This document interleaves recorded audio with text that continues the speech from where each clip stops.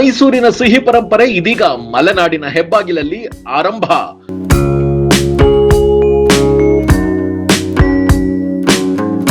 ಮೈಸೂರಿನ ಸುಪ್ರಸಿದ್ಧ ಶ್ರೀ ಮಹಾಲಕ್ಷ್ಮಿ ಸ್ವೀಟ್ಸ್ ನಮ್ಮ ಶಿವಮೊಗ್ಗದಲ್ಲಿ ಡಿಸೆಂಬರ್ 22ರಿಂದ ಶುಭಾರಂಭವಾಗಲಿದೆ.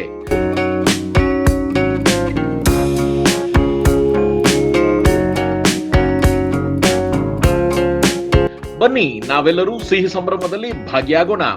ಸರ್ವರಿಗೂ ಆದರದ ಸುಸ್ವಾಗತ. ಸ್ಥಳ ನೆಹರು ರಸ್ತೆ, ಶಿವಮೊಗ್ಗ.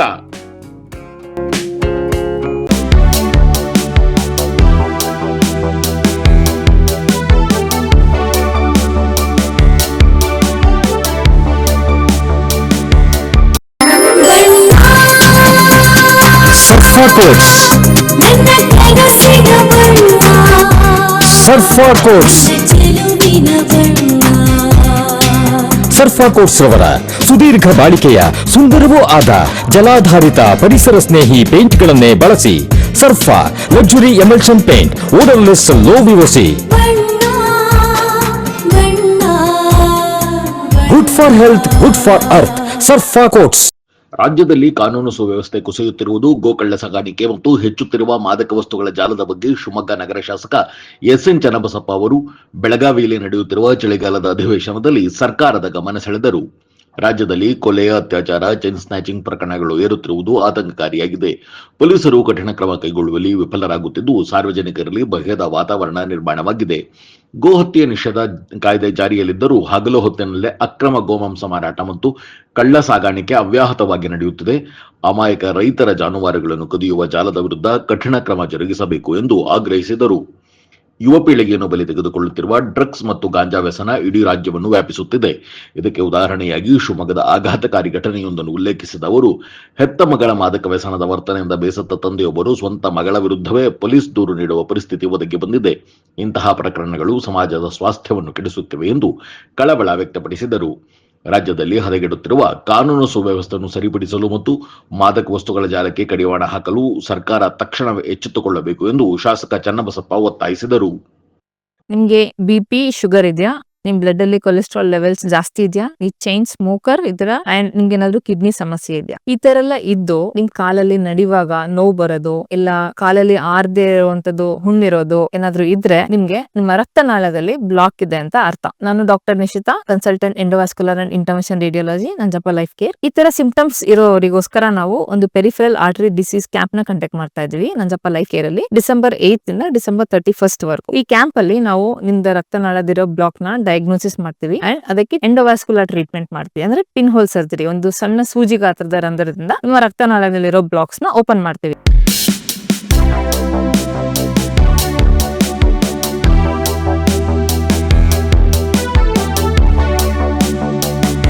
ಕಾನೂನು ಸುವ್ಯವಸ್ಥೆಯ ಹಿನ್ನೆಲೆಯಲ್ಲಿ ಒಂದಷ್ಟು ಸಂಗತಿಗಳ ಸರ್ಕಾರದ ಗಮನಕ್ಕೆ ತರಬೇಕು ಅಂತೇಳಿ ನಾನು ಇವತ್ತು ಚರ್ಚೆ ಮಾಡ್ಲಿಕ್ಕೆ ಇಷ್ಟ.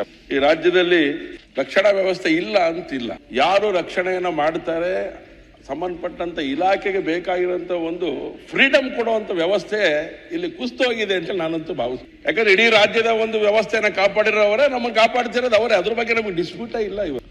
ಆದ್ರೆ ಅನೇಕರು ಆ ಇಲಾಖೆಗೆ ಮಸಿ ಬಳಿಯುವಂತ ಕೆಲಸವನ್ನು ಮಾಡ್ತಾ ಇದಾರಲ್ಲ, ಅದು ಯಾರ ಕಾರಣಕ್ಕೋಸ್ಕರ ಅಂತ ಯೋಚನೆ ಮಾಡಿದಾಗ ನಮ್ಮ ಕಣ್ಮುಂದೆ ಬರುವಂತದ್ದು ರಾಜ್ಯ ಸರ್ಕಾರನೇ. ರಾಜ್ಯ ಸರ್ಕಾರ ತಗೊಳ್ಳುವಂತ ಅನೇಕ ಸಂಗತಿಗಳು, ಅನೇಕ ನಿರ್ಣಯಗಳು ಏನಿದೆ, ಅದ್ರ ಪರಿಣಾಮ ಇವತ್ತು ನಾವು ಇದನ್ನು ಫೇಸ್ ಮಾಡುವಂತ ಸ್ಥಿತಿ, ಇಲಾಖೆಯನ್ನು ಫೇಸ್ ಮಾಡುವಂತ ಸ್ಥಿತಿ ಇವತ್ತು ನಿರ್ಮಾಣ ಆಗಿದೆ.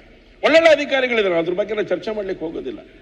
ಎಂತೆಂಥವ್ರು ಇದ್ದಾರೆ, ಅವ್ರ ಹೆಸರುಗಳನ್ನು ಬೇಕಾದ್ರೆ ಹೇಳ್ಬೋದು, ಅದ್ರ ಸಮಯದ ಭಾವನೂ ಕೂಡ ಇರೋದ್ರಿಂದ ಅದ್ರ ಬಗ್ಗೆ ನಾವು ಉಲ್ಲೇಖ ಮಾಡೋದಿಲ್ಲ. ಆದ್ರೆ ಒಳ್ಳೆ ಅಧಿಕಾರಿಗಳಿದ್ದಾರೆ, ಇಲಾಖೆ ಒಳ್ಳೆ ಕೆಲಸ ಮಾಡುತ್ತೆ. ಆದ್ರೆ ನಿರ್ಣಯಗಳು ಮಾಡುವಂತ ಸಂದರ್ಭಗಳನ್ನು ಯೋಚನೆ ಮಾಡುವಂತ ದೃಷ್ಟಿಕೋನ ಸರ್ಕಾರದ ಬದಲಾವಣೆ ಆಗದೆ ಹೋದ್ರೆ ಅವರ ಕೈಗೆ ಕಟ್ಟು ಹಾಕುವಂತ ಸ್ಥಿತಿ ನಿರ್ಮಾಣ ಮಾಡ್ತಾ ಇದೆ ಸರ್ಕಾರದ ಮೂಲಕ. ಇದು ಆಗ್ಕೂಡದು. ಇದ್ರ ಬಗ್ಗೆ ಗಂಭೀರವಾಗಿ ರಾಜ್ಯ ಸರ್ಕಾರ ಯೋಚನೆ ಮಾಡಬೇಕು ಅಂತ ನಾನು ಇವತ್ತಿನ ದಿವಸ ನಾನು ಒತ್ತಾಯವನ್ನು ನಾನು ಮಾಡ್ತೇನೆ. ಮೊನ್ನೆ ಅಧ್ಯಕ್ಷರೇ, 94,386 ಪ್ರಕರಣಗಳು 25ನೇ ಇಸ್ವಿಯಲ್ಲಿ 9 ತಿಂಗಳಲ್ಲಿ ನಡೆದಿರುವಂತದ್ದು ಪ್ರಕರಣಗಳು ನಡೀತಾನೆ ಇದೆ. ಯಾವುದಕ್ಕೆ ಜಾಸ್ತಿ ಆಗ್ತಾ ಇದೆ ಅಂತ ಹೇಳಿದ್ರೆ, ಯಾರಾದ್ರೂ ಮಾಡಬಾರದನ್ನು ಮಾಡಿದಾಗ ಅವರ ಕೇಸ್ಗಳನ್ನು ಸರ್ಕಾರ ವಾಪಸ್ ತಗೊಳುತ್ತೆ. ಇದ್ರ ಪರಿಣಾಮ ಹೊರಗಡೆ ಮಾನಸಿಕತೆ ಬೇರೆ ಇದೆ. ಇದನ್ನ ಗಂಭೀರವಾಗಿ ನಾವು ಯೋಚನೆ ಮಾಡುವಂಥದ್ದು ಬಹಳ ಅಗತ್ಯ ಇದೆ ಅಂತ ಹೇಳಿ ಮಾನ್ಯ ಗೃಹ ಸಚಿವರಿಗೆ ನಾನು ವಿನಂತಿಯನ್ನು ಮಾಡ್ಲಿಕ್ಕೆ ಇಷ್ಟಪಡ್ತೀನಿ. ಕೊಲೆ ಪ್ರಕರಣ ಆಗಿರೋದು 822 9 ತಿಂಗಳಲ್ಲಿ 822 ಕೊಲೆ ಪ್ರಕರಣ 9 ತಿಂಗಳಲ್ಲಿ ನಡೆಯುತ್ತೆ ಅಂತ ಹೇಳಿದ್ರೆ ಎತ್ತರ ಆಗಿರೋದು ಎಷ್ಟು ಅಂದ್ರೆ 2186 ಮಾನ್ಯ ಅಧ್ಯಕ್ಷರೇ. ಅತ್ಯಾಚಾರ ಹೇಳಿದ್ರು ನಮ್ಮ ನಾಯಕರುಗಳು ಮಾತಾಡಬೇಕಾರೆ 619 ಅತ್ಯಾಚಾರ ಪ್ರಕರಣ, ಡಕಾಯಿತಿ, ರಾಬರಿ, ರಾತ್ರಿ ದರೋಡೆ, ಕಳ್ಳತನ, ಸ್ನ್ಯಾಚಿಂಗ್, ಹೆಣ್ಮಕ್ಳು ಕುತ್ತಿಗೆಗಳು ಕಟ್ ಮಾಡ್ಕೊಂಡು ಹೋಗ್ತಾ ಇದ್ದಾರೆ. ಸರ ಹಿಂಗ್ ಹಾಕಿ ಹೇಳಿದ್ರೆ ಚೈನನ್ನ ಅವ್ರು ಕಟ್ಟಾಗ್ತಾ ಇದೆ. ನರೆಗಳು ಕಟ್ಟಾಗಿ ಸಾವನ್ನಪ್ಪಿರೋಂಥ ಸಂಖ್ಯೆನೂ ನಮ್ಮ ಹತ್ರ ಇದೆ ಇವತ್ತು ನಮ್ಮ ಕಣ್ಣು ಮುಂದೆ. ಓಕೆ ಮಾನ್ಯ ಅಧ್ಯಕ್ಷರೇ, ಈ ತರದ ಪರಿಸ್ಥಿತಿಗಳು, ಇದನ್ನು ಯಾರು ಹತೋಟಿಗೆ ತರಬೇಕು, ಹೇಗೆ ತರಬೇಕು ಅಂತ ಯೋಚನೆ ಮಾಡದೆ ಹೋದ್ರೆ ಈ ರಾಜ್ಯ ಗಂಡಾಂತರದಲ್ಲಿ ಸಿಕ್ಕಾಕೊಳ್ಳುತ್ತೆ. ಅನೇಕ ಜಿಲ್ಲೆಗಳೊಳಗಡೆ ಇವತ್ತು ದೇಶದ್ರೋಹಿ ಚಟುವಟಿಕೆ ಮಾಡುವಂತ ಹುನ್ನಾರ ನಡೀತಾನೆ ಇದೆ. ಅವ್ರ ಬಗ್ಗೆ ಕ್ರಮ ತಗೊಳ್ಳಿ ಅಂತ ಹೇಳಿದ್ರೆ ದ್ವೇಷ ಭಾಷಣದ ಹಿನ್ನೆಲೆಯಲ್ಲಿ ಕಾನೂನು ತರ್ತೀವಿ, ನಾವು ತರಬೇಕು ಅಂತ ಆಲೋಚನೆಗಳನ್ನು ಮಾಡ್ತೀವಿ. ಆದ್ರೆ ಈ ರೀತಿ ಕುಕೃತ್ಯ ಮಾಡುವಂತವ್ರ ಬಗ್ಗೆ ಕಠಿಣವಾದಂತ ಕಾನೂನು ರಾಜ್ಯ ಸರ್ಕಾರ ತರಬೇಕು ಅಂತ ಯಾವ ಬಿಲ್ ತಂದಿಲ್ಲಲ್ಲ ಇಲ್ಲಿವರೆಗೂ. ಇದ್ರ ಬಗ್ಗೆ ಪ್ರಶ್ನೆ ಕೇಳಿದ್ರೆ ನಾನೇ ದ್ವೇಷ ಭಾಷಣ ಮಾಡ್ತೀನಿ ಅಂತೇಳಿ ಈಗಲೇ ಕೇಸ್ ಹಾಕಿದ್ರೆ ಹಾಕ್ಬಿಡ್ಬೋದು ಇವತ್ತಿನ ದಿನ. ಇದು ಪರಿಸ್ಥಿತಿ ಇರೋದಮ್ಮ ಸನ್ಮಾನ್ಯ ಅಧ್ಯಕ್ಷರೇ. ತುಂಗಾ ನದಿನಲ್ಲಿ ಬಾಂಬ್ ಬ್ಲಾಸ್ಟ್ ಮಾಡ್ತಾನೆ, ತಯಾರಿ ನಡೆಸಿ. ಪರಿಸ್ಥಿತಿ ಎಲ್ಲಿಗೆ ಹೋಗಿ ನಿಂತಿದೆ ಅಂತ ನಾನು ನಿನ್ ಗಮನಕ್ಕೆ ತರ್ತಾ ಇದ್ದೇನೆ ಸನ್ಮಾನ್ಯ ಅಧ್ಯಕ್ಷರೇ. ಇದನ್ನ ಹೀಗೆ ಬಿಡ್ಲಿಕ್ಕೆ ಆಗೋದಿಲ್ಲ ಅಂತ ನಾನು ಹೇಳುವಂತದ್ದು. ಇಟ್ಟಕ್ಕೆ ನಿಲ್ಲತ್ತಾ ಬರೀ ಮನುಷ್ಯರ ಬಗ್ಗೆನಾ? ಗೋವುಗಳ ಬಗ್ಗೆ ಯೋಚನೆ ಮಾಡ್ತೇವೆ ಅಂದ್ರೆ ಎಲ್ಲಿಗೆ ಹೋಗುತ್ತೆ? ನಾವೇನೋ ಯಾರಿಗಾರ ಏನಾರಾದ್ರೆ ಕಂಪ್ಲೇಂಟ್ ಹೋಗಿ ಲಾಗ್ ಮಾಡ್ತೇವೆ. ಯಾವ ಗೋವನ್ನ ಕೆಚ್ಚಲು ಕಟ್ ಮಾಡ್ತಾನೆ ಆ ಗೋವು ಹೋಗಿ ಯಾವತ್ತಾರು ಕಂಪ್ಲೇಂಟ್ ಕೊಟ್ಟಿರೋ ಪರಿಸ್ಥಿತಿ ಇದೆಯಾ ಈ ದೇಶದಲ್ಲಿ, ಈ ರಾಜ್ಯದಲ್ಲಿ? ಅದನ್ನ ಯಾರು ಗಮನಿಸೋರಾಗಾದ್ರೆ? ಕತ್ತಿನ ಕಟ್ ಮಾಡ್ತಾರೆ. ಫೋಟೋಸ್ ತೋರಿಸ್ತೇನೆ ಮಾನ್ಯ ಅಧ್ಯಕ್ಷರೇ, ನಿಮಗೆ ನೋವಾಗತ್ತೆ ನಮಗೆ ಇವತ್ತಿನ ದಿನ. ಅವ್ರ ಬಗ್ಗೆ ಕ್ರಮ ಆಗ್ತಾ ಇದೆಯಾ? ಕಾನೂನು ಇಲ್ವಾ ನಮ್ಮ ಹತ್ರ? ಕಾನೂನು ಸುವ್ಯವಸ್ಥೆ ಕಾಪಾಡಲಿಕ್ಕೆ ನಮ್ಮ ಕೈಲಿ ಆಗತ್ತೋ ಇಲ್ವೋ? ಹಾಗಾದ್ರೆ ಗೋಹತ್ಯೆ ನಿಷೇಧದ ಕಾನೂನು ಇದೆ, ಅದನ್ನು ಬಲಪಡಿಸಬೇಕಂತ ಯಾವ್ದಾದ್ರು ಬದಲಾವಣೆ ತರುವಂತ ಬಿಲ್ ಅನ್ನು ತಂದ್ರ ನೀವು ದ್ವೇಷ ಭಾಷಣದ ಬಗ್ಗೆ ಬಿಲ್ ತರ್ತೇವೆ ನಾವು. ಸಬ್ಜೆಕ್ಟ್ ತರಬಾರ್ದು ಅಂತ ತಗೊಂಬನ್ನಿ, ಬೇಕಾದ ಬಿಲ್ಗಳನ್ನು ತಗೊಂಬನ್ನಿ. ಗೋಹತ್ಯೆ ನಿಷೇಧದ ಬಿಲ್ ಅನ್ನ ಬಲವಾದಂತ ರೀತಿಯೊಳಗಡೆ ಅದನ್ನ ಪ್ರಕಟ ಮಾಡ್ಲಿಕ್ಕೆ ಬೇಕಾದಂತ ಬಿಲ್ ಅನ್ನ ಮಣಿಸೋದಿಲ್ಲ. ಯಾಕೆ ಕಾನೂನು ಸುವ್ಯವಸ್ಥೆಗೆ ಒಳಪಡೋದಿಲ್ವಾ? ಇದು ಕಾನೂನು ಸುವ್ಯವಸ್ಥೆಗೆ ಪಡುತ್ತೋ ಇಲ್ಲ ಹೇಳಿ?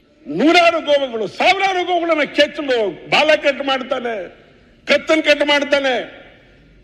ಯಾರು ಕ್ರಮ ತಗೊಂಡಿದ್ರು? ಪೊಲೀಸ್ ಸ್ಟೇಷನ್ಗಳಲ್ಲಿ ಎಷ್ಟು ಕೇಸ್ ಹಾಕಿದ್ರು ಅಂತ ಕೇಳಿದ್ರೆ ನಿಮ್ಮ ಹತ್ರ ಸನ್ಮಾನ್ಯ ಅಧ್ಯಕ್ಷ ನೋವಿನಿಂದ ಹೇಳ್ತಾನೆ, ಬೆರಳೆಣಿಕೆ ಎಷ್ಟು ಮಾತ್ರ ನೋವು ಕೇಸ್ ಹಾಕಿರುವಂತದ್ದು, ಬೆರಳೆಣಿಕೆ ಎಷ್ಟು. ಸಾವಿರಾರು ಗೋವುಗಳ ದಹನ ಆಗತ್ತೆ, ಸಾವಿರಾರು ಗೋವುಗಳನ್ನ ಹತ ಮಾಡ್ತಾರೆ ಒಂದೇ ಹಬ್ಬದಲ್ಲಿ. ಸನ್ಮಾನ್ಯ ಅಧ್ಯಕ್ಷರೇ, ಇದು ಕಾನೂನು ಸುವ್ಯವಸ್ಥೆ ಬರೋದಿಲ್ವಾ? ಹೇಳಿದ್ರಲ್ಲ, ಈಗ ಮುಂದೆ ಹೋಗಿ. ಸಾವಿರಾರು ಗೋವುಗಳು ಬಕ್ರೀದ್ ಹಬ್ಬದ ಒಂದೇ ದಿನ ಆಗತ್ತೆ. ಇದ್ರ ಬಗ್ಗೆ ಯಾರು ಕೇಳೋರು? ಗೋವಿನ ಬಗ್ಗೆ ನಿಮಗೆ ಕೇಳಲಿಕ್ಕೆ ಅಧಿಕಾರ ಇಲ್ವಾ?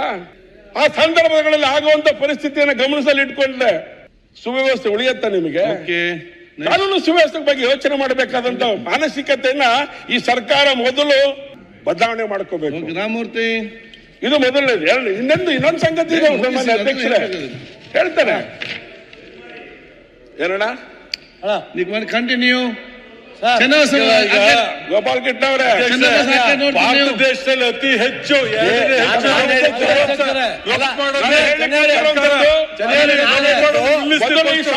ಮಾನಸಿಕತೆ ಬದಲಾವಣೆ ಮಾಡಬೇಕು ವಿನಂತಿ ಇದೆ.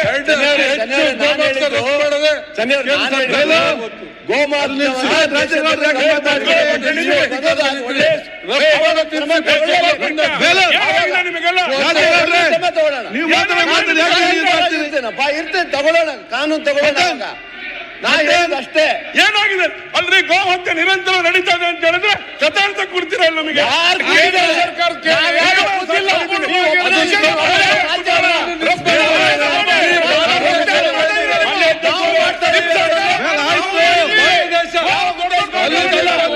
ಮಾಡಿದ್ದೀವಿ, ಸುಧಾರಣೆ ಮಾಡಿ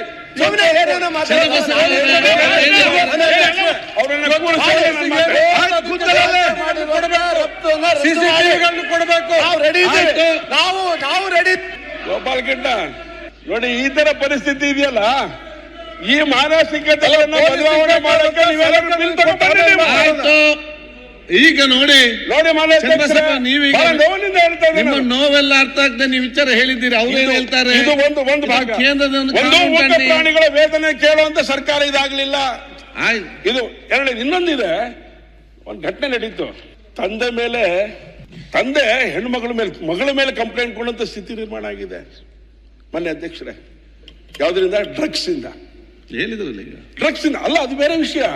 ಶಿವಮೊಗ್ಗ ನಗರದಲ್ಲಿ ನಡೆದಂತ ಘಟನೆ ನಿಮ್ಗೆ ಹೇಳ್ತಾ ಇದ್ದೇನೆ. ಮಾತಾಡ್ಲಿಕ್ಕೆ ಆಗ್ತದೆ, ಈ ತರದ 10 ಘಟನೆಗಳಿದೆ ಅಂತ ನಿಮ್ ಗಮನಕ್ಕೆ ತರ್ತಾ ಇದ್ದೇನೆ.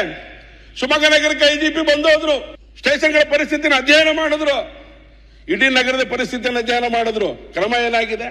ಯಾರನ್ನು ನಂಬೇಕು ನಾವು? ಮೊನ್ನೆ ಅವರು ಗೃಹ ಸಚಿವರು ಭೇಟಿ ಮಾಡಿದೆ ನಾನು ಮೊನ್ನೆ ಇಲ್ಲೇ ಕೂತ್ಕೊಂಡಾಗ. ಕ್ರಮ ತಗೊಳ್ತೀನಿ ಚೆನ್ನೈಯವ್ರೆ ಅಂತಂದ್ರು. ನಾನು ಹೇಳಕೊಂಡಿರೋದು ತುರ್ತು ತಕ್ಷಣ ಕಠಿಣ ಕ್ರಮಗಳನ್ನು ತಗೊಳ್ಳುವಂತ ವ್ಯವಸ್ಥೆಗಳನ್ನ ಮಾಡದೆ ಹೋದ್ರೆ ಯಾರ ಬಗ್ಗೆ ಯಾರಿಗೂ ನಂಬಿಕೆ ಬರೋದಿಲ್ಲ. ಮಾನ್ಯ ಅಧ್ಯಕ್ಷರೇ, ಕಾನೂನು ಸುವ್ಯವಸ್ಥೆ ಬಗ್ಗೆ 100% ಗೌರವ ಬರೋದೇ ಇಲ್ಲ. ಒಳ್ಳೊಳ್ಳೆ ಅಧಿಕಾರಿಗಳಿದ್ದಾರೆ, ಸರ್ಕಾರ ಕಟ್ಟಾಕಿ ಕೂರಿಸ್ಬಿಟ್ಟಿದೆ. ಇದು ನನ್ನ ಸರ್ಕಾರದ ಮೇಲೆ ನೇರ ಆರೋಪ ನಂದು. ರಾಮಮೂರ್ತಿ ಅವರೇ, ಹಾಗಾಗಿ ಇದನ್ನು ಸರಿಪಡಿಸುವಂತ ಕೆಲಸವನ್ನ ನಿಮ್ಮ ನೇತೃತ್ವದಲ್ಲಿ ಮಾಡುವಂತದ್ದು ಅಗತ್ಯ ಇದೆ. ಆಯ್ತು. ಎಲ್ಲರ ವೇದನೆಯನ್ನ ಕೇಳುವಂತ ಪರಿಸ್ಥಿತಿಯನ್ನ ರಾಜ್ಯ ಸರ್ಕಾರ ಇವತ್ತು ಮಾಡಬೇಕಾಗಿದೆ. ಓಕೆ ರಾಮಮೂರ್ತಿ ಅಧ್ಯಕ್ಷರೇ, ಹಾಗಾಗಿ ಕಾನೂನು ಸುವ್ಯವಸ್ಥೆಯನ್ನು ಕಾಪಾಡಿಕೋಬೇಕಾದಂತ ಹೊಣೆಗಾರಿಕೆ ನಮ್ಮೆಲ್ಲರದ್ದು. ಆಯ್ತು. ಮಾನ್ಯ ಅಧ್ಯಕ್ಷರೇ, ನಾನು ಈ ಹಿಂದೆ ಹಾಗಾಗಿ ಡ್ರಗ್ಸ್ ಸಂಬಂಧಪಟ್ಟಂತೆ ಯಾರ್ಯಾರು ಇಲ್ಲ ಸರ್, ಏನ್ ಗೊತ್ತಾ ಸರ್, ನಂಗೆ ನೋವಾಗ್ತಿರೋದು ಯಾಕೆ ಅಂತ ಹೇಳ್ತೀನಿ. ಎಲ್ಲರಿಗೂ ನಾನು ಇರುವುದೀಗ ಇಲ್ಲಿ. ಸರ್ ಹೇಳ್ತೀನಿ ಸರ್ ಯಾಕೆ ಅಂತ. ಎಲ್ಲರಿಗೂ ನೋವಾಗಿದೆ. ಆದ್ರೆ ಒಂದು ಕುಟುಂಬದಲ್ಲಿ ನಡೆದಿರುವಂತ ಘಟನೆ ಪ್ರತಿಯೊಂದು ವಿಚಾರ ಇಲ್ಲಿ ಯಾಕೆ ಹೇಳ್ಬೇಕು ಅಂತ ಅನ್ಸುತ್ತೆ ಗೊತ್ತಾಗಲ್ಲ. ನಾನು ಕಣ್ಣಲ್ಲಿ ನೋಡಿ, ನಾನು ಅದಕ್ಕೋಸ್ಕರ ಕಣ್ಣಲ್ಲಿ ನೋಡಿದ್ದೇನೆ. ನಮ್ಮ ಬಸವನಗುಡಿರುವಂತ ಒಂದು ಮನೆ, ಪೊಲೀಸ್ ಸ್ಟೇಷನ್ಗೆ ಹೋಗಿ ಒಂದು ಕಂಪ್ಲೇಂಟ್ ಕೊಡಕ್ ಆಗಿದೆ ಅಂತ ಸ್ಥಿತಿ. ಏನ್ ಮಾಡೋಣ? ಪ್ರತಿ ಬಾರಿ ಡ್ರಗ್ಸ್ ಎಷ್ಟು ಹಿಡಿದಿದೀವಿ ಅಂತೇಳಿ ಪ್ರೆಸ್ ಅಲ್ಲಿ ರಿಪೋರ್ಟ್ ಬರುತ್ತೆ. ಹೇಗ್ ಬಂತು ಇದನ್ನ ಕೇಳಿದ್ರೆ ಏನ್ ಪರಿಸ್ಥಿತಿ? ಸ್ಟಾಪ್ ಇಲ್ಲದ್ರೆ ನನಗೆ ಉತ್ತರ ಈ ಪರಿಸ್ಥಿತಿ ಹೇಳ್ಬೇಕಲ್ಲ ನಮಗೆ. ಆಯ್ತು, ಇದಕ್ಕೆ ಕಡಿವಾಣ ಹಾಕುವಂತ ಒಂದು ವ್ಯವಸ್ಥೆ ಸನ್ಮಾನ್ಯ ಸಚಿವರು ಮಾಡಬೇಕು ಅಂತ ನಾನು ವಿನಂತಿನ ಮಾಡ್ತೇನೆ. ರಾಮಮೂರ್ತಿ ಅವರೇ,